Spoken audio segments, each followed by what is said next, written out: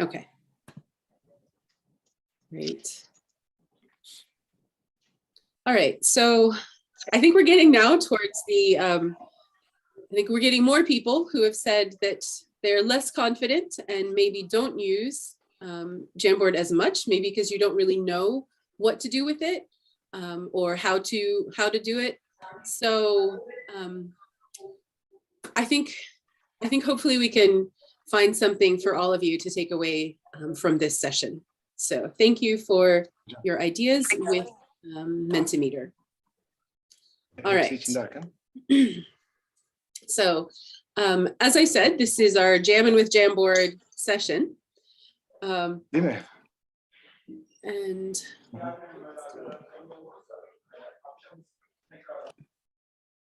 all right. So we've done our Mentimeter. Sorry, guys. And here is our agenda for this session. I'm going to start by talking about some basics of Jamboard. So for those of you who are familiar with it already, you might find it a little too basic, but then I will share with you some of my time-saving tips because I think there are ways to cut back on the amount of preparation time that we do with Jamboard, especially for those of you in prep who might be using the same materials. I know prep isn't really online anymore, so this might not be as relevant at this point, but hopefully you can still find a way to use something from here. All right. So then I'll talk about a little bit about some ideas I've used, some ways I've used Jamboard for less controlled practice, how I've used it for monitoring and feedback in the online space, especially when I have students working in breakout rooms. And then a few things I've done after I use it in class and how you can continue to share the resources with your students. And then of course, we'll finish off with some questions. All right, so this is where it might get a little hairy because I'm going to try to use two windows and share things with you. So basics of Jamboard. Whoops, I think, there we go. What is Jamboard? It's a digital interactive whiteboard from Google. And it can be used for a range of activities, as I've mentioned, from controlled practice to freer practice. So depending on what activities you're using in your lessons, you can, I think there's a way to apply it to a lot of different activities. All right. I was gonna say, is there someone who's willing to be a co-host that can continue to admit people? Because I feel like it's a little distracting for me to keep doing that. Let's see. Gulfem, are you here? Yes, I'm here, dear. Okay. Can I make you the co-host? Okay, all I will do is to admit people in, right? Actually, you know what? I can't see a co-host option. Okay, I think I don't have that. Yeah, it's okay. I'll just keep going back and forth, but I apologize if if I have to do that. So if you notice that someone's entered and I haven't admitted them, please let me know. So I would feel bad if they can't participate. All right. So here is, the basic Jamboard. Once you get on there, you do have to have a Google account in order to use Jamboard. Your students do not. Okay, so that's one good thing. So to create a new Jamboard, you just go to the Google Jamboard site, and then you can click on the plus sign down here. All right, so you click on plus, and that creates a new Jamboard. So one of the things that I had trouble with, or that I wanted to do more of in my online lessons, something that I felt was missing was some of this controlled practice where they're, doing a worksheet, for example, with, with the target language, the target grammar structure, for example, or some target vocabulary. But I wanted them to work together, you know, to kind of help each other out. It was that collaborative group work that was harder to do in an online space, you know, when we're doing things like worksheets, which are hard to do online anyway. So one of the things that I learned how to do on Jamboard was to set up a worksheet. So generally I would type something up in Word, either copy it or type it. Here's an example. These are 6 sentences to practice different verb tenses. So I had written this in advance, but then I found that it was a lot easier to write things and edit things in Word and then just copy the full text into Jamboard. So let me show you how that could work. All right, so we've got our full text here that I want to use. I use my copy function. And once we get into Jamboard, to enter text, you would use this text tool. All right, so text box. So you could click on that and then click here and then paste. Now that looks crazy. All right, that is really tiny and really hard to read. So in order to adjust the fonts, you can change the size of like the width. To make the font bigger, there's not really a font number to enter, but this changes the size. This corner here, you can use to change the size of the box, and that then changes the size of the font. Okay, it's still a little bit small, but I'm running out of space here. So what you can do is make that narrower, and then you have more space to make the box larger.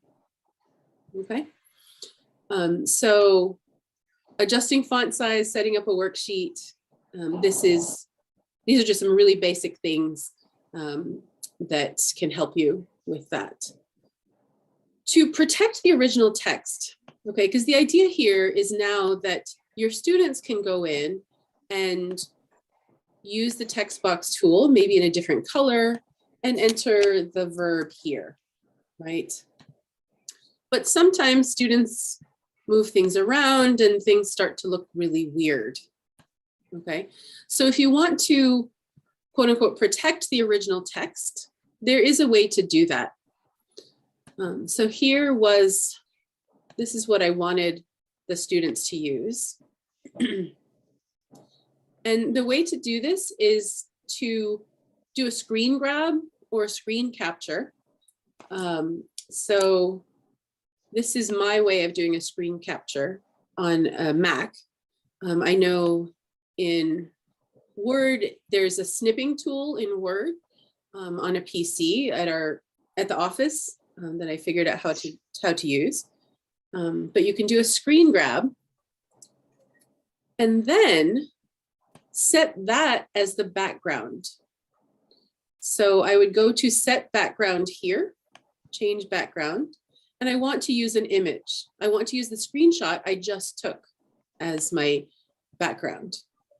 So I can browse, and on my computer, they appear at the desk on my desktop. So I'm using my screenshot, and now it's here as the background, okay? And now that cannot be changed, okay? So I'm clicking on it, moving around, and nothing is happening, all right?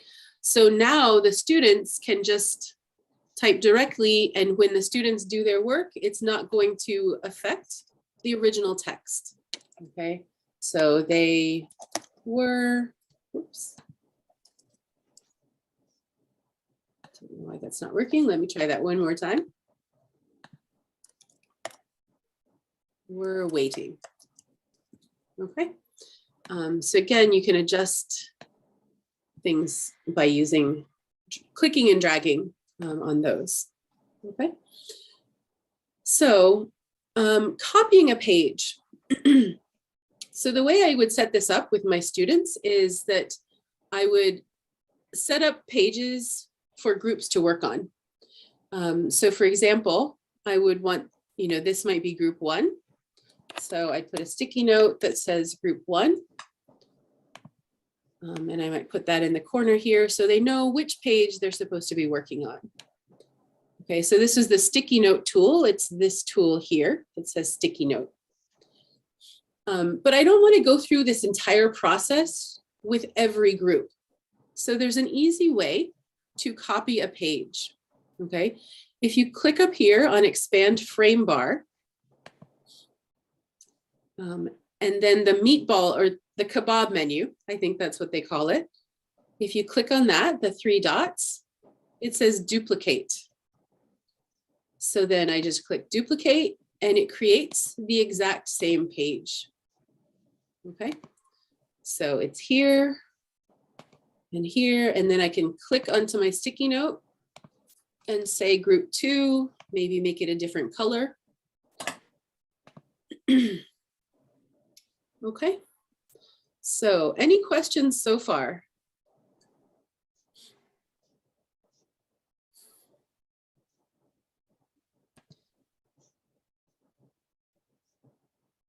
Sarah, I'm not sure, does it automatically make it so their answers don't show up on top of each other? I mean, if they all start writing answers in a text box, does it make it so the text boxes don't appear? Like if 3 students write an answer, and you see them all? Yeah, there's sometimes overlap depending on which tool you're using. So with the text box tool, you click on it and then you can put the text box where you want it. But they should be in their groups, they should be talking to each other. And maybe hopefully one person will be typing the answers.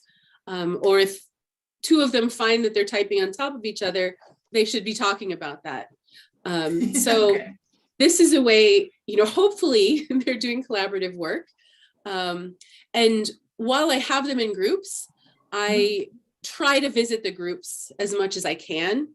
Sometimes it's hard because if I've got 6 groups and one of them is really struggling, I would find that I would spend more time with that group sometimes, but hopefully they start to get the hang of it. When they start adding in pictures, which we'll look at in a little bit, that's when it gets a little messier, let's say. So it's pretty easy to copy a page. The other time-saving tip that I have is that if you are creating a page that you're going to use for multiple classes, or creating a worksheet, creating a jam that you're going to use for multiple classes, or maybe you'll use it next module or next semester or next year, I would recommend having an original so that that you can then keep copying the whole jam so that you don't have to reset it every time. Okay, and it's really easy to duplicate a jam. So again, we're looking for the meatball menu, or the kebab menu, sorry. But here, we're not looking at the individual page menu. We're looking at the whole jam menu. So if you click on that, it says make a copy, right? So you can make a copy and save it. I would not share it with the same people because you're going to be using it with different students, hopefully. But one more thing that's really important when you are going to be using Jamboard with your students, you have to give them access. I completely forgot to put that on my slide. And the way to do that is up here with share. So right now, this is private only to me. But if you click on share, you can get the link, but make sure you change it so that anyone with the link is an editor. All right, so that students can become editors on the Jamboard. Okay. So then you could copy the link and share it with your students. All right, so copying a page, copying the whole jam, and saving one original one is another time-saving tip. Also, if you want to have an answer key that you just share with the students, I would sometimes do that by putting in all the correct answers, taking that screen grab, and then using it to set my background. So let me see if I have that. This one, yep.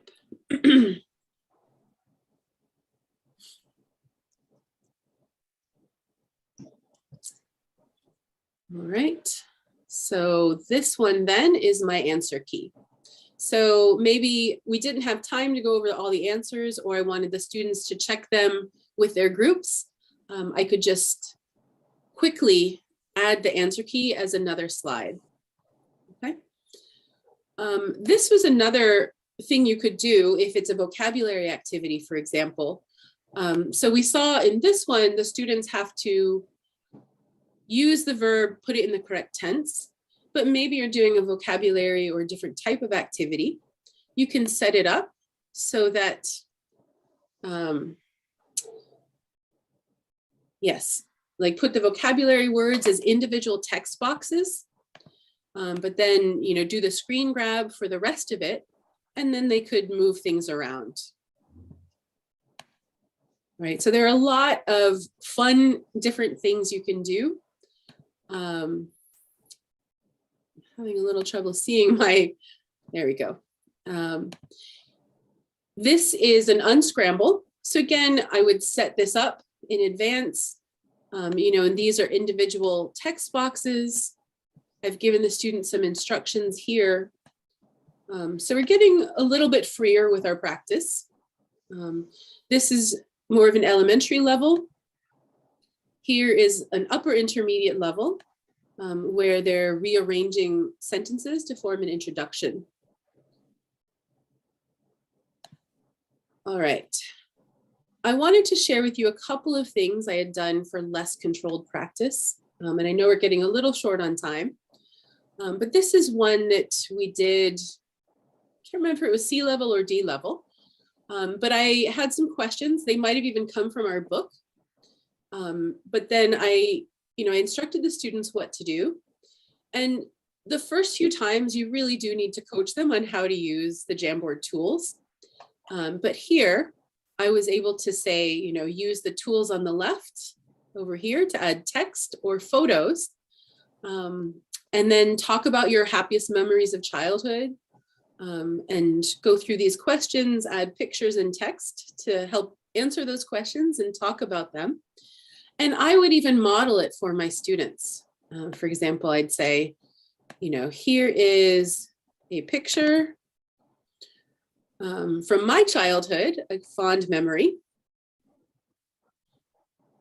The pictures always appear in the middle, Sarah, so this is when it gets a little messy.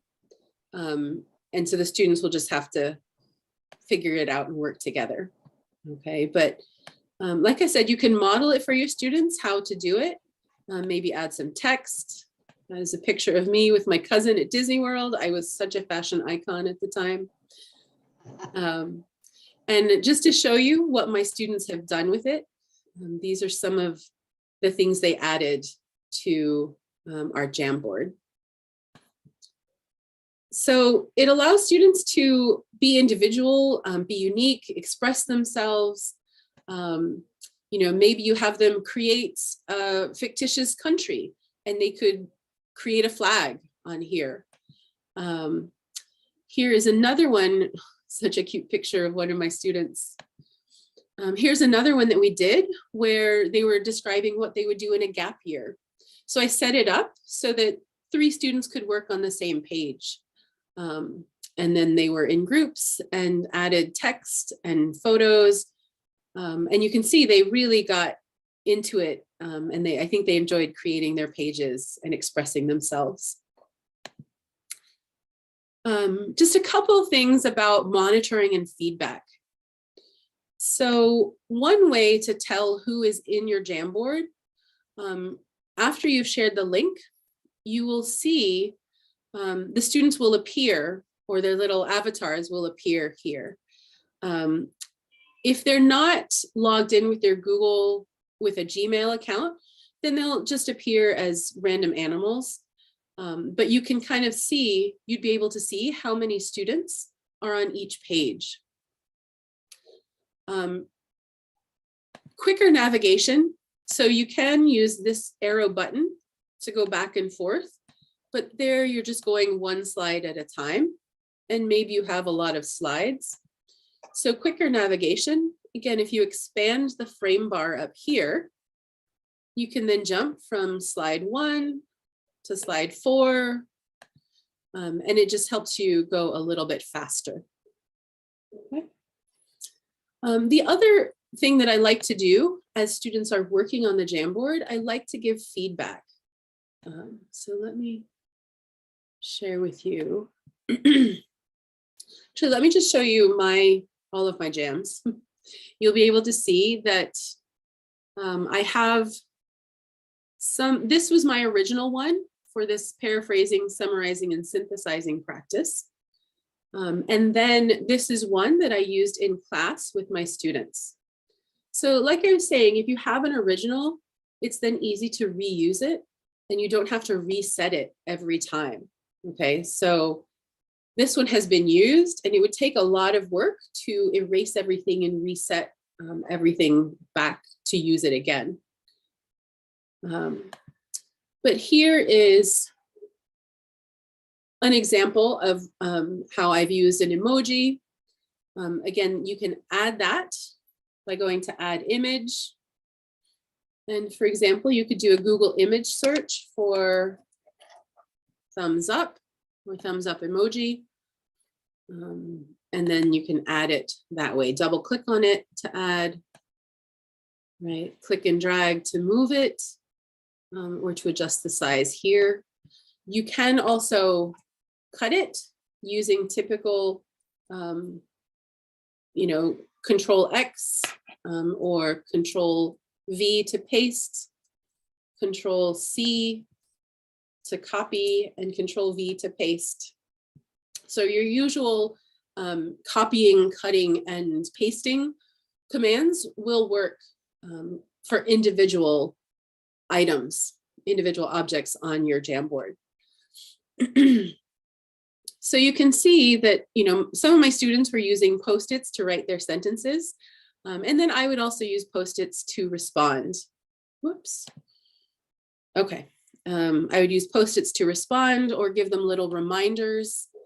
Now make a new sentence with all the synonym changes or great ideas. So to encourage them and to help them along. So again, I would try to go to individual groups, but if I saw that a group was struggling, I might go to that group. But otherwise, I might just stay out of all the groups and give them feedback through the Jamboard. All right, final tips. After the jam, if you want to make the resource available to students, you might have to repost the link to your Blackboard page and announcements, for example. If you do that, I would suggest restricting access so that they can't go in and change things that you've marked as correct and make them incorrect. And the way to restrict access is to just do the reverse of the sharing. So again, you go to share and anyone with the link, change it. Oh, sorry, this one, I think I had already set this one, but it would have said editor, but then you need to change it back to viewer. Okay, so anyone with the link can view this Jamboard, but they won't be able to change anything. If you want to download it and share it as a resource on Blackboard, that is also possible. You can go to more actions and then download as a PDF. All right. That was a lot. And I hope I didn't inundate you with too much. I'm going to open up the chat window and see if, okay, thank you guys. Do you have any questions?